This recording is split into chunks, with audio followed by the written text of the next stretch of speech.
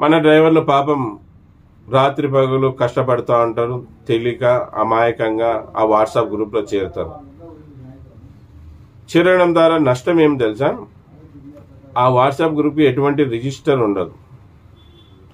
ఆ WhatsApp group మన డ్రైవర్లు యూనిట్ అవుతున్నారని, మనని విడగొట్టాలి, మనని డైవర్ట్ చేయాలని చేసిన వాట్సాప్ గ్రూప్ అది. అంటే వాళ్ళు కూడా గమనిస్తున్నారు, పెద్ద పెద్ద సంస్థ వాళ్ళు, డ్రైవర్లంతా ఒక్కటి అయితా ఉన్నారు, ఒక్కటి కాకూడదంటే వీళ్ళలోనే ఒకరిని బకరాని బుడికి వాంతోనే ఒక వాట్సాప్ గ్రూప్ ఓపెన్ చేపించి వీళ్ళని పక్కదారి పట్టించాలి, వీళ్ళని ఏకం కాకూడదు, ఏకమైతే మన పప్పులు ఉడకవనే ఒక భయాన్ని వాళ్ళు గమనించారు. అందుకే మనని ఒక్కటి కానియడంలే. మళ్ళీ అటువంటి వాళ్ళతో కూడా మనం జాగ్రత్తగా ఉండాలి.